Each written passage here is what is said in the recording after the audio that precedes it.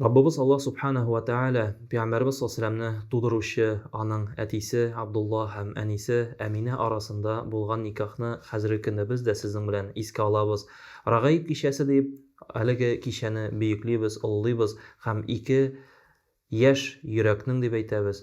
Ике яшь йөрәкнең кавышуын без инде бераз үзебез дә искә алып, аларга инде шулай дугалар кылабыз. Нәрсә булган соң, ничек булган соң, дин килгәнче әлеге халат. Туганнар, әгәр дә уйлап карасак, Раббыбыз Аллаһ субханаһу ва тааля әлеге җирләрне хәерле кылды, Мәккә җирләре.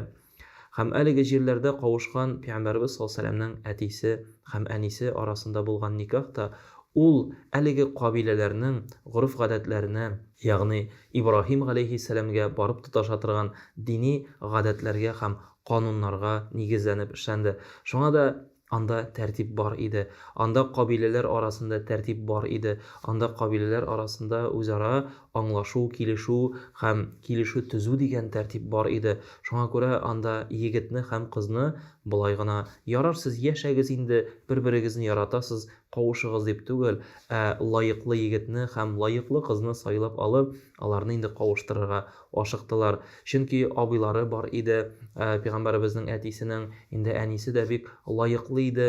Алар да аңа кызыгучылар булды, ләкин Раббыбыз Аллаһ субханаһу ва тааля әлеге кабиләдә без инде хәзер уйлыйбыз, дингә кадәр шул кадәр нык тәртипсезлек булгандыр, дингә кадәр ислам дине килгәнче шул кадәр явызлар, шул кадәр әшәке кешеләр булган. Юк, җәмәгать, әлеге җирлектә барбер Аллаһның йорты Кәгъбәтулла булды. Әлбәттә инде мәҗүсилек булды, күп аллалык, путларга табыну, ул инде иң зур гынах, иң зур zulm дип әйтә. Чөнки инна ширка ла зулмун азим, Аллаһка тиңдәшлек кылу зур зулымлык, зур гынах, ләкин тәртип булды җәмәгать. Нәрсә генә булса да тәртип булды һәм алар әлеге тәртипләрдән читләшмәделәр, тәртипләрне еракка куймадылар. Һәм хәзерге көндә дә безнең инде яшь гаиләләр, алар барлыкка килә, никах укыталар, гаилә коралар, ләкин без аны ничектер бер гореф итеп кенә, тәртип итеп кабул итмибез. Менә шулай тиеш бит инде. Яшьләр киләләр никахка язылырга, мәсәлән, хәзрәт никах укытырга иде. Шунда мин сорау бирәм, менә нәрсә ул никах?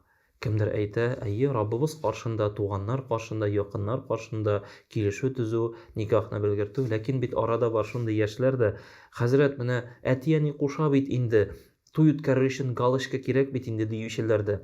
Ләкин җәмәгать, бу чын мәгънәсендә тәртипме бу? Юк, бу тәртип түгел. Бу гаиләдә тәртип бармы? Юк, бу гаиләдә тәртип юк. Шуңа күрә яшьләребез никах укытканчы, аларның әти-әниләре әлбәттә үзебезнең гадәтләрне карап, дини тәртипне алып, шушы тәртип белән гаиләне корсалар һәм шушы тәртип белән әти-әниләр үз-үзләрен тотсалар, әлбәттә гаиләләребез таркалмас иде. Чөнки хәзерге көндә карасак, ике гаиләнең берсе таркала дип әйтәләр. Бу бик аянычлы. Нәрсә өчен шулай? Ни өчен шулай? Чөнки тәртип юк.